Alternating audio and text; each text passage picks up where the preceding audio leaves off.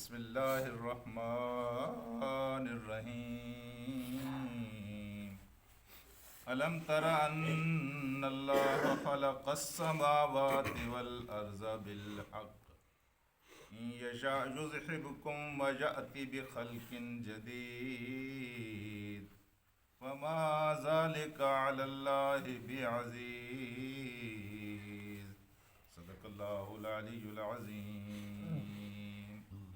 رفقائے گرامی، مجھے یاد نہیں ہے کہ میں نے چیمٹی کو کب دیکھا تھا، لیکن آج جب میں نے چیمٹی کو دیکھا تو میں نے اپنے دل سے پوچھا کہ اس کو کس نے پیدا کیا ہے، تو میرے دل اور دماغ نے کہا کہ اس کو اللہ نے پیدا کیا ہے۔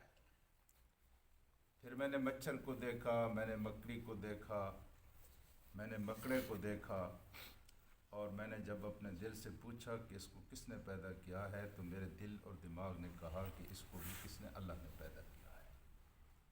اس سے بڑی چیز ہے، چوہا ہے، بلی ہے، بکری ہے۔ جس چیز کے بارے میں نے سوچا اور میں نے اپنے دل سے پوچھا کہ ان کو کس نے پیدا کیا ہے، اس کو اللہ نے پیدا کیا ہے۔ انسان کی آنکھوں سے جو دور ہو دل سے بھی دور ہوتا ہے، انسان کے جو قریب ہوتا ہے وہ سمجھ بھی زیادہ آتا ہے۔ میں نے اپنے آپ سے پوچھا کہ تجھے کس نے پیدا کیا، تو مجھے کوئی دوسری ہستی ایسی نظر نہیں آئی کہ جس کے بارے میں سوچ سکوں کہ وہ دعویٰ کر سکے، یا میں اس کے بارے میں سوچ سکوں کہ مجھے اس نے پیدا کیا ہے۔ مجھے کس نے پیدا کیا ہے؟ اللہ نے۔ پھر میں نے اپنے آسمان کے اوپر تنی ہوئی چھت کو دیکھا، آسمان کی چھت، تو اس کے بارے میں نے سوچا تو میرے دل نے یہی گواہی دی کہ اس کو بھی کس نے پیدا کیا ہے؟ اللہ نے۔ پھر زمین ہے، اس کی عجائبات ہیں۔ هو الذی جعل لکم الارض ذلولا، اس کو اللہ نے ذلول بنایا ہے، تمہارے تابع فرمان بنایا ہے، اور اس سے اللہ تعالیٰ تمہارے لیے رزق پیدا کرتا ہے، اور پھر اس کے اندر اللہ تبارک و تعالیٰ تمہارے گناہوں اور تمہارے ثوابوں کے ساتھ چھپا دیتا ہے۔ یہ زمین کو کس نے پیدا کیا؟ تو میرے دل نے کہا اس کو بھی اللہ نے پیدا کیا۔ یہی بات قرآن حکیم نے آج کہی ہے کہ هو الذی خلق السماوات والارض بالحق، اس نے زمین کو بھی پیدا کیا ہے، اس نے آسمان کو بھی پیدا کیا ہے، لیکن حق کے ساتھ پیدا کیا ہے۔ اس کا کیا مطلب ہے؟ یعنی زمین و آسمان یا چمٹی، مچھر، انسان، گدھا، بیل، بھیڑ، جو کچھ بھی اس نے پیدا کیا ہے، اس نے اس طرح پیدا کیا ہے کہ اس کے پیدا کرنے کا اس نے حق ادا کیا۔ اس سے اچھا آسمان کوئی سوچ بھی نہیں سکتا کہ کوئی بنا سکتا تھا۔ ہے تو کوئی تصور لائے کہ اللہ نے جس طرح آسمان کو بنایا ہے، اس سے بہتر بھی کوئی آسمان بنا سکتا تھا؟ اتنا اونچا، اتنا وسیع کہ سائنس اپنی ساری ترقی کے دعووں کے باوجود اس کے کناروں کو تلاش نہیں کر سکی، اور وہاں تک پہنچ نہیں سکی ہے جتنے اونچے اڑنے والے جہاز اور راکٹ اس نے تیار کر لیے ہیں۔ ایسا اللہ پاک نے آسمان کو بنایا، اور پھر ایسا اللہ پاک نے زمین کو بنایا، پھر ایسا اللہ پاک نے چمٹی کو بنایا، مچھر کو بنایا، مکھی کو بنایا، خود آپ کی ذات کو بنایا۔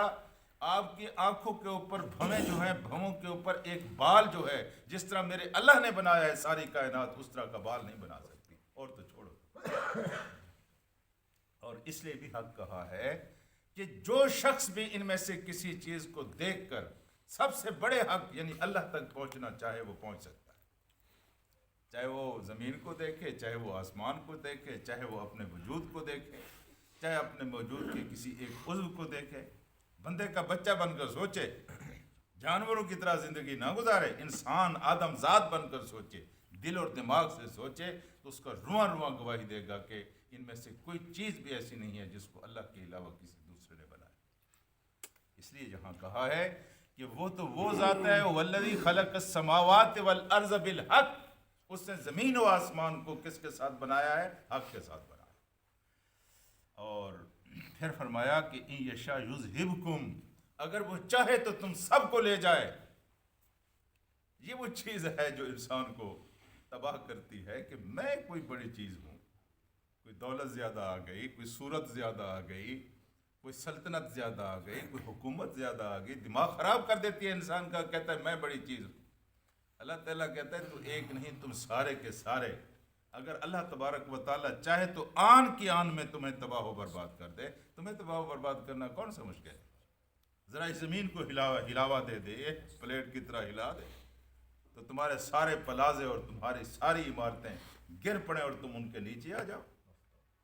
سطح سمندر کو 1500-1600 فٹ اونچا کر دے، سارا پانی پھیل جائے اور آن کے آن میں تمہارا نام و نشان بھی باقی نہ رہے، اور کوئی تمہیں بتانے والا ہو، کوئی تمہیں یاد دلانے والا بھی نہ ہو کہ تم بھی یہاں موجود تھے. تمہاری ہستی کیا ہے؟ تمہاری اوقات کیا ہے؟ جی زمین کے اوپر دندراتے پھرتے ہو، مائیں مائیں کے نعرے لگاتے ہو، اور ایک چھوٹی سی شریان اللہ بند کرتا ہے، وہ زمین کے باغ کے گر پڑتے ہو. جی تمہاری اوقات کیا ہے؟ تم اپنے اوقات کو تو دیکھو.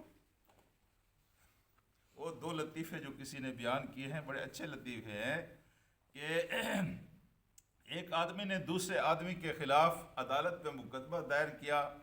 تو مقدمہ جب دائر کیا تو اس نے کہا کہ مسئلہ کیا ہے؟ اس نے کہا کہ یہ آدمی ہے کہ اس کو، اس آدمی نے کہا کہ اس کو تھپڑ تو نے کیوں مارا؟ تھپڑ مارنے کا ایک مقدمہ تھا. اس نے کہا تھپڑ میں نے اس لیے مارا کہ 3 مہینے پہلے اس نے مجھے کہا تھا کہ تو گینڈا ہے. تو عدالت نے اس سے کہا کہ اگر 3 مہینے پہلے اس نے کہا تھا کہ تو گینڈا ہے تو 3 مہینے پہلے تو اس کو تھپڑ مارتا، تو نے اب اس کو تھپڑ کیوں مارا ہے؟ تو اس نے کہا جی میں نے تھپڑ اب اس لیے مارا ہے کہ گینڈے کو میں نے اب دیکھا ہے، پہلے تو مجھے پتہ بھی نہیں تھا گینڈا کیسا تھا. اچھا، تو اسی گینڈے کے سر کے اوپر سینگ ہوتے ہیں. گینڈے کے سر کے اوپر جو سینگ ہوتے ہیں ان کے اوپر ایک مچھر صاحب بیٹھے ہوئے تھے. تو مچھر وہاں سے اڑے، انہوں نے گینڈے سے کہا دیکھیے جی ہمارا احسان ہے، ہم تمہارے سر سے اڑ گئے ہیں. اور اس نے کہا بدبخت، تو جیسے ہزاروں مچھر میرے سینگ پر بیٹھے رہے تو مجھے تو پتہ بھی نہیں چلتا، تو اپنی دنس میں سمجھ رہا ہے تو کوئی بڑی وزنی چیز ہے. بابا آپ گینڈے کے سینگ کے اوپر بیٹھے ہوئے مچھر سے بھی ہلکے ہیں، جس کو آپ بہت بڑی چیز سمجھتے ہیں آپ اتنی بڑی چیز نہیں ہیں. سارے کے سارے انسان اللہ کی مخلوق میں بالکل اسی طرح ہیں، بالکل بے وزن، حقیر ہے، ان کا کوئی وزن نہیں ہے. اگر اللہ تبارک و تعالیٰ یشاء یذہبکم، اللہ تبارک و تعالیٰ چاہے تمہیں لے جائے، ویأتیکم، اور اللہ تبارک و تعالیٰ لے آئے، لے آئے بخلق جدید، ایک نئی مخلوق کو لے آئے. وہ ضروری نہیں ہے کہ انسان ہو، انسان بھی ہو سکتے ہیں. یہ بھی ہو سکتا ہے کہ اللہ تعالیٰ یہاں سارے کے سارے چھپکلیوں کو آباد کر دے، یہاں سارے کے سارے بھیڑیوں کو آباد کر دے. تم اگر بھیڑیے بن کر یہاں رہنا چاہتے ہو، درندے بن کر رہنا چاہتے ہو، تو اللہ تعالیٰ کسی دوسری درندہ مخلوق کو بھی یہاں زمین پر بسا سکتا ہے. اس کے اختیار میں ہے، اس سے کس نے پوچھنا ہے؟ تم تو چلے جاؤ گے. جی ایسا وہ کر سکتا ہے، اور کوئی نہ سوچے کہ ایسا کیسے ممکن ہے. وما ذالک علی اللہ بعزیز، اور یہ اللہ تبارک و تعالیٰ کے لیے کوئی مشکل کام نہیں. آن کی آن میں روز کے روز تمہیں رزق نہیں دیتا جی، سب کو رزق دیتا ہے، جو جہاں ہے اس کو بھی رزق دیتا ہے، تمہاری ضرورتیں پوری کرتا ہے. ایک وقت میں سب کی ضرورتیں پوری کر رہا ہے، ایک وقت میں سب کی نگرانی کر رہا ہے، ایک وقت میں سب کے اعمال کو دیکھ رہا ہے، ان کے جزا سزا کا ریکارڈ تیار کر رہا ہے. ایک وقت میں وہ سب کو ختم بھی کر سکتا ہے، سب کو زندہ بھی کر سکتا ہے، اس کے لیے کوئی مشکل نہیں ہے. جی تو یہ سارا کارخانہ کائنات اس بات کی گواہی دے رہا ہے کہ اللہ کے لیے کوئی چیز مشکل نہیں. زمین و آسمان کو اس نے پیدا کیا، زمین و آسمان کو اس نے آباد کیا، قائم رکھا. انسانوں کو اس نے پیدا کیا، انسانوں کی ضروریات کا خیال کر رہا ہے. اللہ کے لیے یہ مشکل نہیں. انسان بیچارے کی مجبوری یہ ہے کہ یہ بس اپنے دماغ سے سوچتا ہے، جہاں تک اس کا دماغ ہوتا ہے وہاں تک سوچتا ہے. تو اللہ پاک انسان کی دماغ سے بڑی چیز ہے. انسان جتنا بھی سوچے اللہ پاک کے بارے میں صحیح طور پر وہ پہنچ ہی نہیں سکتا. قرآن مجید وہاں تک پہنچانے کی کوشش کرتا ہے یہ اللہ کی صفات کا تذکرہ کر کے، لیکن جس کے ذہن میں اللہ تعالیٰ کا صحیح تصور آ گیا، پھر اس کا نمونہ مدینے میں ہم نے دیکھا جب محمد رسول اللہ صلی اللہ علیہ وسلم جنہوں نے اللہ کو پہچان لیا، پھر ان کی زندگی کیسے بنی. اب بھی جو خدا کو پہچانیں گے، اللہ سے ڈریں گے، ان کی زندگی دوسرے لوگوں سے بالکل مختلف و ممتاز نظر آئے. اللہم صلی علی سیدنا و مولانا محمد وعلی آل محمد کما صلیت علی ابراہیم وعلی آل ابراہیم انک حمید اللهم بارک علی محمد وعلی آل محمد کما بارکت علی ابراہیم وعلی آل ابراہیم انک حمید مجید۔ اے اللہ ہمارے گناہوں کو معاف فرما، اللہ پاک ہماری غلطیوں سے درگزر فرما، اللہ پاک دنیا و آخرت کی بھلائیاں نصیب فرما، اللہ دنیا و آخرت کے ہر قسم کے نقصان سے محفوظ فرما۔ اللہ تبارک و تعالی حضور کریم صلی اللہ علیہ وسلم کی سچی محبت عطا فرما، آپ کی کامل اطاعت نصیب فرما، اللہ خواب میں آپ کی زیارت نصیب فرما، اللہ مرنے کے بعد آپ کی شفاعت کی عزت سے سرفراز فرما، اللہ پاک ہمارے بیماروں کو شفا عطا فرما، اللہ پاک جو لوگ مجبور ہیں ان کی مجبوریوں کو دور فرما، اللہ اس ملک کے اوپر اپنی رحمت نازل فرما، اللہ اشرار اور اغیار کے چنگل میں یہ پھنس چکا ہے، اللہ پاک اس کو آزاد فرما، اللہ تبارک و تعالی سعادت کی زندگی عطا فرما، اللہ پاک شہادت کی موت نصیب فرما، وصلی اللہ تعالی علی خیر خلقہ محمد وآلہ وصحبہ اجمعین برحمتک یا لا الہ الا انت۔ تیز ہو گیا جی آپ نے بڑی کوئی کی تھی، بھریر کی